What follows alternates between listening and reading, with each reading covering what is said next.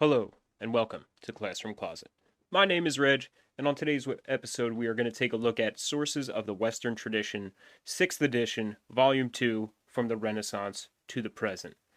Now, when I went to select a resource for us to look at today, I picked this up and I didn't realize this is actually a book I used in high school as a student. So this will be interesting. So let's take a look at what this book's about. Again, this is Sources of the Western Tradition, Volume 2, From the Renaissance to the Present. It is the 6th edition. This was done in 2006. Yes, I am dating myself here, so just keep that in mind. What is it? It's a collection of primary source documents. According to the authors, it is to fit the needs of a Western Civ survey course or to supplement to standard texts in general. What are we going to be doing with this? You guys know the rundown by now. We're going to be looking at the credibility of the source. We're going to be looking at the utility of the source, meaning if we can use it or not. And if so, can we generate that activity from it? We'll also investigate the GDM of the source, and that stands for the generosity, the discipline, and the meditation that either we can pull from it or that it instills in our learners. So, without further ado, let's go right into looking at the textbook together. All right, we're back in here now with the actual textbook. Again, this is Sources of the Western Tradition, 6th edition, Volume 2, From the Renaissance to the Present. And again, this is a book I used in high school, so I am dating myself, as I said before, a little bit. But let's get into it. Let's take a look. I do apologize for any doodles you do see. But we'll take them as they come, kind of thing. As you can see, the title page here. Then we go into our credits, and I'll put the copyright information in the description of this video.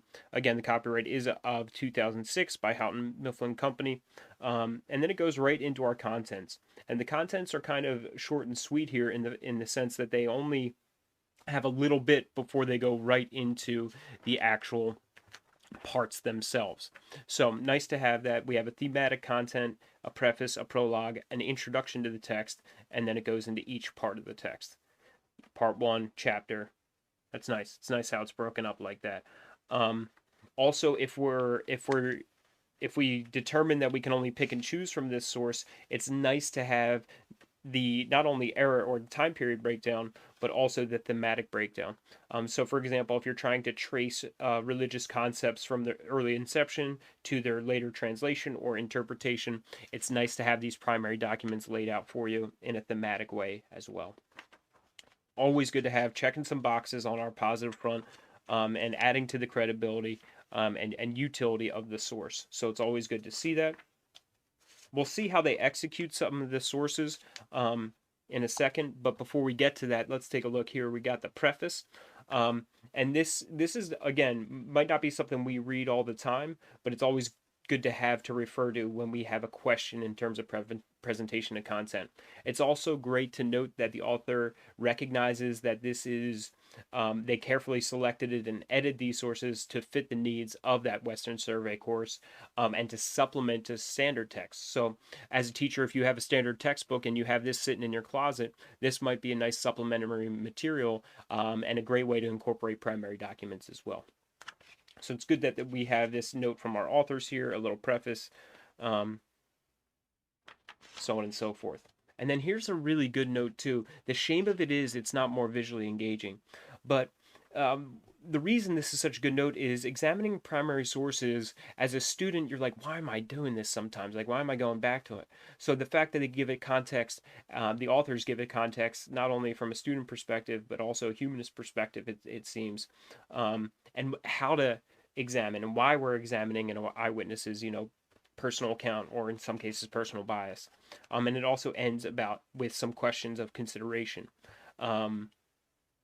So it's great that this is here, and it's great as a student that you can kind of find a way into it, but it's a shame that it's not more visually engaging to draw us to even read it. Then it goes right into our introduction, Middle Ages in the modern world. This is great to introduce the text, right? We need this to kind of introduce our textbook. Again, though, not many visual cues here or aids, which is kind of a shame for such good content from what it seems. As I say that, we do have a picture right here that introduces part one. So again, nice to have these pieces. If you're looking at this as an instructor, don't just assign your students to read this. Maybe just make a PowerPoint or a visual aid, or generate a class discussion from it, or an activity, um, just so you can echo the importance of not only why you're doing it, um, but also how you're going to go about doing it. Uh, in terms of that examination of primary sources. So let's go back to the introduction. We have that. We go into the chapters, and then it looks like it has, yeah, a nice bold-faced introduction, finally going into antiquity in humanist fashion, and then finally a document. So the way they do documents here, as we can see, we have the author, we have the title that we're of what we're about to read, and then kind of a general context introduction about the author, in this case humanism as well, and then note that it just kind of excerpts document at times instead of giving you the whole version. So it gives you kind of the in pieces important notes or pieces that you need. Um, so you're kind of in and out. And it also has some review questions either at the end of one or two sections, it looks like. So nice layout. But what I want to do is I want to show you how my teacher used to use this source. So I found this piece of paper, just slid in, because obviously I was such a good student, I had a folder. Um, and on what my instructor used to do was, for each chapter, he would give us one of these sheets with the quiz, the test, and then this research assignment date as well, and then the readings. Now, McKay was our general textbook, from if I'm recalling right. And then Perry is the book that we're looking at, and here he would choose which primary sources that we would take a look at. But notice that we don't have to answer questions necessarily that are in the textbook, and we'll get back to that in a second. But the general thing was this research assignment. And he would ask a question, and in this case, it was the Industrial Revolution and tariff protection. Do they fit hand in glove? And our job was to answer that question or his prompt in a one-page type response, I believe. Um, but again, it's not many directions, and also considering the source that we have here, he didn't really utilize some of these questions in our assignments necessarily. Um, but what I want to do is, let's see if we can do this. Let's see if we can utilize the textbook a little bit more, modify this old school assignment for the virtual classroom, and see if it works. See if we can maybe make it more engaging. See if the text still works, the source that we're looking at is still relevant and usable, um, and go from there. But before we do dive into our Google Classroom, we'll page through some of these pages together, and we'll finish our survey and scan. So, like I said, it does look like sometimes we'll get questions just after one passage. Yeah. So, for example, in this case, we have the conditions of the condition of the working class in England, and then just the three questions to immediately follow. So some of them are going to be comparison questions. It looks like some of them are just going to be specific to the one, but it's good to have all these. Also good to have our introductions as well. So I think the plan is going to be, after our survey and scan, let's see if we can modify the readings, like I said, for the Google Classroom. So let's go wrap up our survey and scan, and then we'll go into the Google Classroom. All right, we're back in here now. Let's finish up our survey and scan. And when we did our credibility check, let's take note of a couple things. The preface and the prologue, number one. Whenever an author can kind of set the tone or kind of set the mindset or approach to their text, it's always a good thing. It adds credibility. It gives us a little bit more understanding as to where they're coming from and how and why they presented certain information. Also adding to the credibility, man, using just primary documents. The use of primary documents within any social studies course, any survey course, no matter what the content, is essential. So it's the fact that they use it is really, really positive. It's really, really good. The other thing I want to take note of too, in terms of the way they use the primary source documents, which I didn't recognize really when we were going through it together, is the use of footnotes. So when they do excerpt it, they do kind of take note, and they kind of give credit to source or editing or translation, which is essential when we're dealing in primary documents. So all that stuff does add to the credibility. The other thing that we could take note of, similar to the source we previously looked at, this does have multiple jumping off points. You can use the thematic approach, right? You can identify certain themes and find sources that tie into those themes directly. In addition to doing a general era kind of survey, right? If you're just talking about World War II, let's find some World War II kind of primary documents that we can utilize in our classroom. So multiple jumping off points, solid credibility. We are going to be creating. So let's create together. And what exactly are we going to do? As I said, let's use the piece of paper I found in the book, which was what my instructor back in the day assigned us as a model, and let's update it using Google Classroom. So we're going to do this in kind of three phases. As a class, we're going to generate and assign a Google form. So based on one of the readings, let's create a Google form that students will fill out in class, and then that we can go over as a larger group, as a class, to see survey results, right? This percent of the students, answered this right. And we'll examine that as we go into the form together in just a little bit here. The next thought is to kind of branch that out into maybe a larger or smaller group, and do a Google question, similar to how we did in a previous video. We'll create a discussion board, a question board based on certain documents. We'll use the questions that are found directly in the text to help us and to mold those assignments. And then finally, as the individual student, we'll create a Google assignment similar to what my instructor did with that final research assignment. Then we'll go, and if we're doing assignments, again, we're going to be using the digital classroom. I want to kind of echo this before we go into it, though. In terms of grading, I'm not going to go into any specific grading right now, but if I were to kind of pursue this, I would do a rubric-based scoring for consistent use amongst all my chapters. And that's something we'll talk more about maybe when we get into our final assessment. But before we get to our final assessment, let's go into Google Classroom. Let's create these materials. Let's see if this stuff still works. All right, so we're back in our Google Classroom now, and we're going to take a look at the materials that I've created based on the plan that we had after our survey and scan. So let's go into it. The first thing I created was a Google form. And the reason I wanted to do a Google form first was because I always feel like we need to show our students the way. So in this case, instead of just saying, read this, answer 4 questions, let's show them how to answer those questions, or how to approach them at least. And the great way to do this is with the whole group using a Google form. Now, let's go over the form together. So I have the title here on the principle of population questions, questions that follow the reading of Thomas Malthus on the principle of population, and then I put the page numbers in our textbook from Perry. These questions were taken exactly from the end of the reading. So keep that in mind as we go through them. Question number 1, what are the fixed laws of human nature according to Malthus? Now, what I did was I made sure that the right answer was the exact wording of the text. That's why some of this may be a little bit superfluous. But I wanted to make sure that the students would be able to take the information directly from the text to respond to the question, which is kind of the purpose of primary source investigation. So obviously life is given and death is certain is not the one I created, right? This doesn't make any sense. Food is necessary to the existence of man and death is certain. Now this is one of those that's a half, right? The food is necessary to the existence of man is definitely from the reading, but death is certain is not. So that rules that one out. Passion between the sexes is necessary and will remain nearly in its present state. That's only one idea. So even if you didn't do the reading, you should be able to, as a student, understand, well, fixed laws, this is just one thing. So you can eliminate that, which then brings you to the third and final, which is a combination of these two answers. Another great way to do, great thing about questions like this, it allows us to see if our students are getting it. So if you were to go over this form at the end of the class, you'll be able to see where your students stand. Are they critical readers? Are they able to pull information out in a question like this? Or, for example, look at the next one.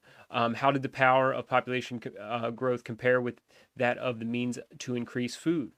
So again, take it exactly from the text. There was a natural inequality of the two powers. That's words from the text. Law of our nature, which must constantly keep their efforts equal. That's another one. If they were to see that, they might be able to pull this together and check that these apply. And then this one, is the opposite, right? It's not sustainable with all the Earth's resources, is not an idea that this author shares. So you could be able to eliminate that. And you would hope that all your students would be able to check these three. Then you get into the more gray area questions, right? What distinction did Malthus draw between preventive and positive checks to population? Instead of it being more of here's the actual answers and how to find them in the text, I wanted the student to start to be able to pull that for themselves. So you want to see their answers here. You want to see if they were to find that part in the text and actually find that description. And then the final two are more of this discussion, opinion based questions. And this is great to kind of get your students thinking, right? Why is he considered to have been a pessimist? And then overall, you can survey your students and say, do they apply to our world today? Yes, no, and maybe. So this is a great way to kind of show students how to be a critical reader. What are we going to look for? How to answer the questions in the textbook. And then also a great activity for the entire class to take part in. But from there, we had more readings to do, right? And what I wanted to do was, instead of as a large group, let's now take it on as an individual. So if you were to look at the question, they would have to do this reading and then respond to these questions in a question discussion board format. And the reason I wanted to do it in this way is because, okay, as a group, we've attacked a document together. Now take the teacher out of the equation here. You guys have the questions. How do you, as students, respond to them? How do you kind of follow up with the information? And I wanted to make sure that they had kind of their directive to be courteous and follow the rules of standard written English, because you're not encouraging maybe the text form of communication. You want them to kind of be formal in their communication when you're kind of doing educational assignments. So you want to make sure that that's taken note of. Also, the courtesy, especially when you have students can reply to each other on. You want to make sure that they're being courteous and they're being generous in their reception and offering of ideas. And now students are able to kind of, if they didn't understand one, if they didn't get a specific question, they can go into this assignment and this question board and then figure it out from there and hopefully get the ideas that they need. So that goes for all of them. So there's 3 different kind of questions assignments that I've created. And then what students will be able to do is, okay, as students, we've attacked all these different documents together. Now I can use this to help me in my research assignment, which was the question that I took from my instructor back in the days, kind of research assignment. So the thing I would add to this that I didn't hear and I'd rather speak to you guys about is you want to make sure that, first of all, there is some type of directive in terms of length of the assignment. Maybe you want to put a note in, use the documents in Perry to support or to refute your answer. So just keep that in mind, that this assignment should be fleshed out a little bit more. There should be a little bit more instructions, a little bit more directive. And then I want to talk to us about something I mentioned early on, which was a rubric. If you're using this each chapter, create a rubric. Make it consistent grading at the very least. If you're using Google Classroom, I definitely encourage the creation of a rubric, because then you can just click through your grading. Also, when you use a rubric properly, students understand exactly what they're going to be marked for and against. So just keep that in mind, especially if you're doing this each chapter, right? Keeping that consistent grading, keeping that consistent expectation helps you as an educator, but also helps our learners out immensely. So here's all the stuff that we created. Let us kind of give a final assessment of the source of our materials that we've generated, and we'll wrap everything up here. All right, so we're back in here now. We finished our survey and scan. We've created the materials. Let us give a final assessment of what we've done. So if you're going the pick and choose route, this is definitely a good source. We talked about this before, that thematic selection allows you to kind of be very precise in what you're going to use. It allows you to be calculated in how you're going to use a primary source document. And speaking of primary source documents, that's a great way to pick and choose, right? You can just find a spot in history. right? Find your way in, and give the students or your learners a first-hand look at the time period. So if you're picking and choosing, it's a nice, you have an easy way in, and it's very applicable to the content. If you're all in, there's a couple things you need to consider. Um, you can use it in the coverage of each chapter, right? Similar to how my instructor did. But if you're going to be doing that, be consistent in your grading. I would definitely encourage rubric based grading for this, especially if it's something you use every chapter. For any instructor who is using this material or any material in in every chapter that they cover, consistent grading is essential. Consistent grading is essential for you as an instructor, but also for the learners. Um, Especially early on, right? If you can nip something in the butt early on where a student has a miscommunication or a misunderstanding error, that doesn't affect them the rest of the year now because your grading is consistent, because you use this rubric every chapter. So just keep that in mind. It's something that we need to always be cognizant of as educators. So again, if you're all in, if you're going the pick and choose route, this is a good source or material for you to utilize. Let us continue here with the GDM evaluation. Does this activity or resource encourage our learners in the pursuit of generosity? Absolutely. In terms of the activity, we've talked about this before. When you use question-based activities on the Google Classroom, we're encouraging our learners to be generous in the offering of their ideas, but also in the receiving of others' ideas. So definitely, absolutely. Also, when we look at generosity, we can absolutely find it within the text itself when we're working with primary documents like this. That empathy is reflected when we are investigating primary source documents, especially when they're first-hand accounts like this. So just keep that in mind. Does this activity or resource encourage our students to be more regimented learners? Yes, we've talked about this before. When you're using and investigating primary sources, it requires a critical eye, an investigative eye, and a disciplined eye. Also, when we're doing questions in a discussion board, you need to be very disciplined in the way you respond to others, and very obviously courteous, as we alluded to as well. And then the overall reflection, the meditation.